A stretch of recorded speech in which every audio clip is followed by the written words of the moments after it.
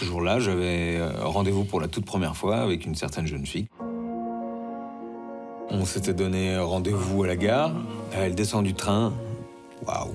Comme Les Promesses, c'est un film qu'on a écrit avec Jean-Baptiste Delafont. On avait envie de parler d'engagement citoyen, on a envie de faire un film sur la politique, mais sans politiciens, sans professionnels de la politique. C'est qu'on est plus de 300 000 depuis ce matin. Le groupe Facebook sur lequel je me suis inscrit. Ah, sur la hausse du gasoil. Il y a même un rassemblement qui se prépare samedi. Il y a une manif? Jimmy, j'ai envie d'y aller.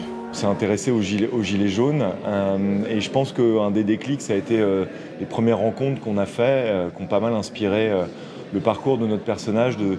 Parce que c'est un mouvement particulier qui a initié énormément de gens à la politique, dans des endroits parfois assez reculés de la France où il n'y avait pas peu d'activités, de manifestations, etc. Donc cette découverte de la politique qu'on nous racontait, cette découverte accélérée, c'est-à-dire on va à un endroit pour se plaindre de la taxe sur le gasoil et sur l'essence, et 3 semaines après, le mouvement est énorme et on pense faire la révolution.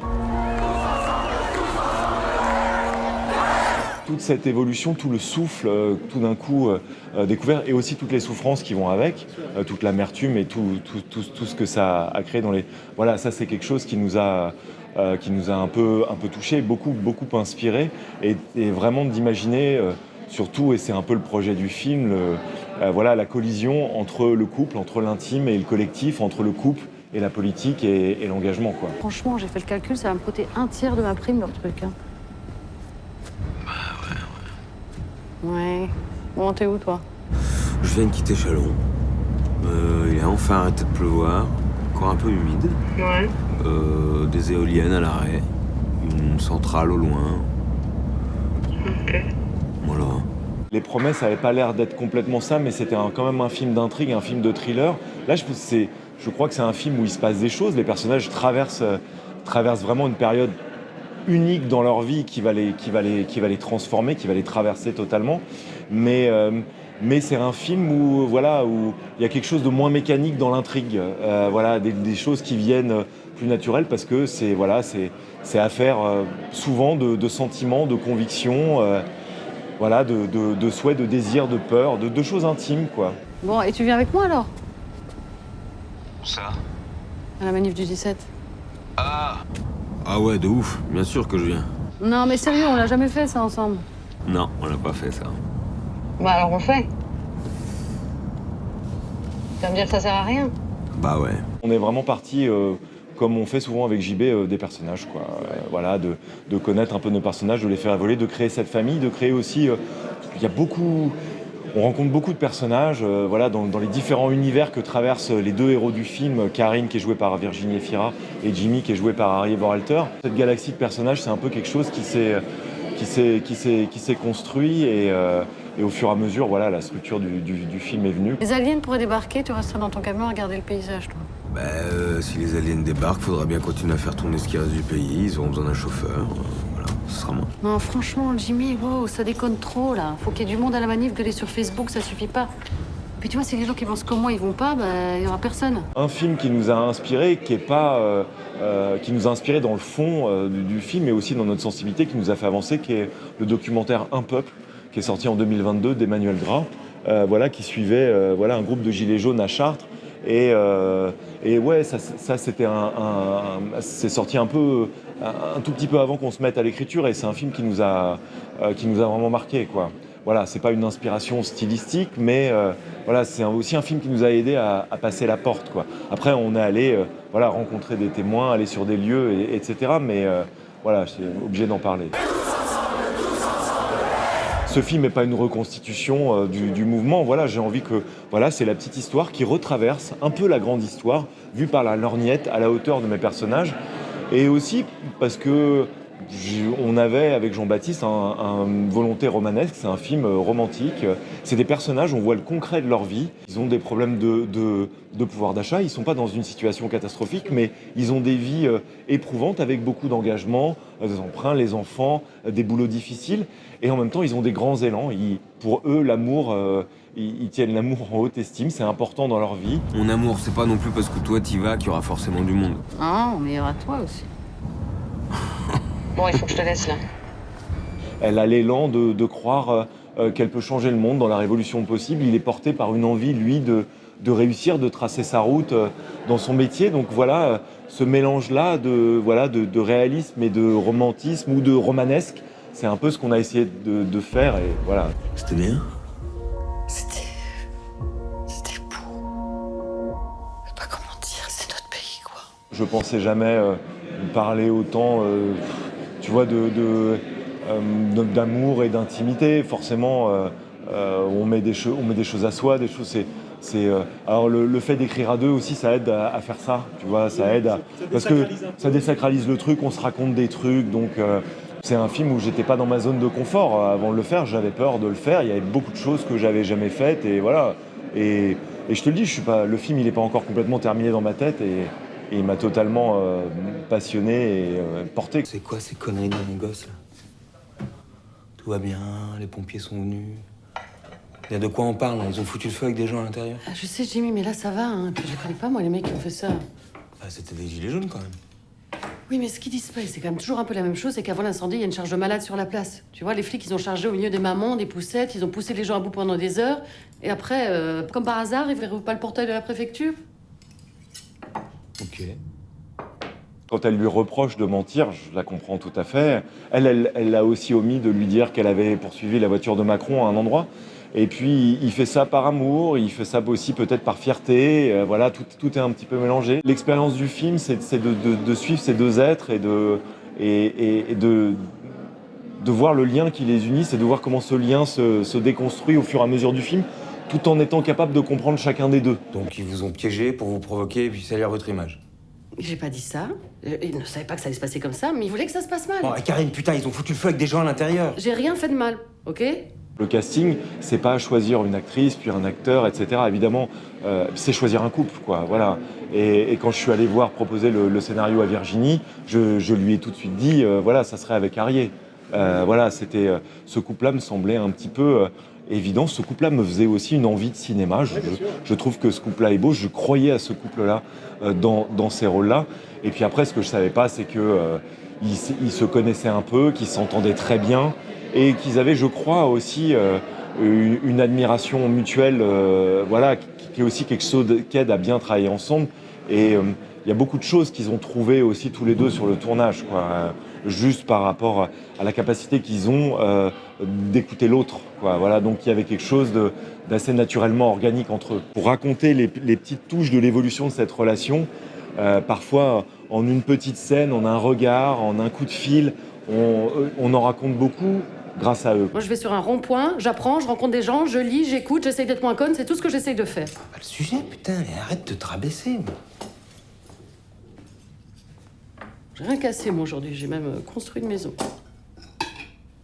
À chaque film, j'ai l'impression que je laisse encore plus de place à ça, aux acteurs, aux idées, voilà, un peu à la vie. Et là c'est un film où on doit ressentir une immersion, ressentir une intimité, être vraiment très près de ces deux êtres quand ils vont s'engueuler dans une cuisine et être au centre d'un groupe de 15-20 personnes qui débattent d'une action militante à faire où c'est un espèce de... Pour nous, voilà, la vie, elle doit déborder de partout parce que c'est collectif, donc il y a plein d'énergie et en même temps, c'est très bordélique, quoi, et c'est conflictuel et c'est plein de choses.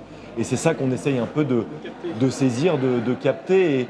Et tous les acteurs, qu'ils soient amateurs ou professionnels dans le film, et nos acteurs principaux en premier lieu, avaient cette capacité un peu à saisir ce qui se passe, à saisir les objets, à interagir avec le décor et à interagir avec tous les partenaires, avec l'énergie. Donc voilà, pour ça, c'était un tournage très vivant, quoi, très absorbant, quoi. Ça sert à rien ce que vous faites là. Je veux dire, c'est pas de ta faute, mais ça changera rien du tout. J'ai envie de croire qu'on peut essayer de rendre le monde moins con. Moi, je veux qu'on bosse ensemble, Jimmy. Et toi, tu veux faire grandir ta boîte. Les gilets jaunes qui ont joué sur le film et qui parfois étaient encore militants, parfois avaient arrêté. Voilà, moi j'avais besoin de les rencontrer avant. Voilà, et on a tourné à Limoges et Angoulême. Donc voilà, on a fait un peu un appel à candidature. Et puis au début, c'était un peu des rencontres et puis Puis voilà, c'était assez ouvert de comment tu veux participer et les gens arrivaient un peu avec leur expérience. Moi, ça me permettait de les connaître et d'imaginer comment on pouvait faire. Et puis après, je peux pas te dire, il n'y avait pas de mode d'emploi là-dessus, mais c'était assez vivant. Tout le monde faisait des commentaires. Moi, c'était comme ci, moi, c'était comme ça, par rapport à ce qui pouvait se passer ou par rapport à des idées. Parfois, j'écrivais des choses et puis parfois, il y a des choses qui arrivaient un peu en improvisant dans les mouvements, en découvrant les lieux, en découvrant le rond-point. C'était rassurant qu'ils me disent « Ah oui, ça c'est réaliste, etc. » Mais ce qu'on veut, ce qu'on cherche à capter ensemble, c'est un peu plus que ça. C'est pas que les décors soient réalistes ou les détails, etc. Et même si c'est déjà dur, c'est capter un peu la vie, l'énergie, la chaleur humaine dans les beaux moments et puis dans les moments un peu plus d'amertume et les moments plus sombres. Tu veux quoi, que je paye les dommages et tes pénalités pour un problème qui vient de chez toi ? Le spectateur doit rencontrer beaucoup de monde dans ce film. Et tout ce groupe de gilets jaunes, certains, pour beaucoup amateurs, certains professionnels, et tous les personnages du film, des différentes sphères que traversent nos deux personnages principaux, voilà quoi, ils doivent arriver, et on doit se les prendre dans la gueule, quoi, voilà, comme ils sont, quoi. Et donc voilà, j'avais beaucoup de second rôle, troisième rôle ou figurants. Il n'y avait plus vraiment de statut. Voilà, qui étaient des gens avec une grande présence. C'est une histoire collective, on a fait un film ensemble et tout le monde s'arrachait pour que ça soit le meilleur film possible, quoi. Et même si parfois il pleuvait, il faisait froid, et qu'il fallait refaire la scène pas mal de fois, qu'on avait du mal à trouver, je sais pas, moi je me sentais un peu porté par une énergie de mon équipe, des acteurs, et de tous les autres, quoi. Et c'est à nous, maintenant, d'être endurants. Quand on tournait cette grosse scène de manif chaotique à Paris, la première heure, je me disais, on va jamais y arriver. En fait, il y aura toujours des choses pour... Et puis, tout d'un coup, c'est arrivé, progressivement. J'ai senti le son des figurants, le son des acteurs, le son que produisait notre scène, me rappelait le son que j'avais vu dans tous les rushs de manifs de gilets jaunes que j'avais regardé sur YouTube. Et puis à un moment, voilà, c'est arrivé, puis c'est parti. Et puis tout d'un coup, il y avait ce souffle, quoi, voilà. C'est un film de vibration, quoi, d'intimité et de vibration collective, quoi. Et moi, j'en ai senti une au tournage et entre nous. Et je me disais, j'espère qu'elle va passer. Et puis parfois, t'es sûr qu'elle passe. Elle va casser les couilles à tout le monde avec ses gilets jaunes. Vous êtes quelqu'un d'ambitieux, monsieur Bouvier. Mais comment t'en es arrivé là ? Il y a eu des grandes scènes d'adrénaline, les scènes de manifestation du film, qui étaient quand même vraiment un tournage, comme un gros bordel à tourner, avec du bruit, avec de la fureur, avec de la fumée de partout. Voilà, ça c'est des choses un peu inoubliables et où on ne peut pas prévoir tout ce qui va se passer. On essaye de l'orienter tous ensemble avec l'équipe et puis à un moment, ça arrive, quoi. À un moment, ouais, on tournait une manif à Paris. Oui, on se laisse déborder. On n'est pas débordé, c'est-à-dire on n'a pas non plus eu peur, mais tout d'un coup, un truc arrive, quoi, et voilà. Il faut sauver la boîte, parce que je veux pas voir la famille couler avec. J'ai rien sacrifié, j'ai rien lâché. La prochaine étape pour toi, c'est la tôle. Jimmy, ce que je fais, je le fais pas pour moi, je le fais pour nous tous. Oh putain, Karine, redescends là. Tous les endroits qu'on a bloqués, que ce soit les ronds-points, les ponts, cette manif, etc., il y a toujours eu des gens qui croyaient que les Gilets jaunes étaient de retour. Parce qu'on n'avait pas non plus une équipe monumentale, on avait juste une, parfois deux caméras, et ça klaxonnait tout le temps. Les acteurs ont appris à jouer les klaxons de soutien, etc., ou des gens qui tweetaient « ouais, genre c'est le bordel dans telle rue », et c'était nous qui faisions le bordel. On a eu des tas de problèmes d'autorisation, évidemment, à plein d'endroits, hein. Mais par contre, dans ce côté de vivre des événements récents, bah voilà, dans nos foules, il y avait beaucoup de gens qui avaient milité. Il y avait des vrais CRS en face. Il y a des conversations qui ont eu lieu dans les loges entre figurants gilets jaunes et figurants CRS. Le film n'est pas complètement une reconstitution, mais les gens qui ont participé et qui avaient participé avaient l'impression de revivre ces choses-là, et c'était assez fort pour nous. Et nous, on les vivait de manière un peu fausse pour la première fois, mais ouais. Enfin, je sais pas, cette partie-là était assez mémorable. Ça me manque ce qu'on avait avant.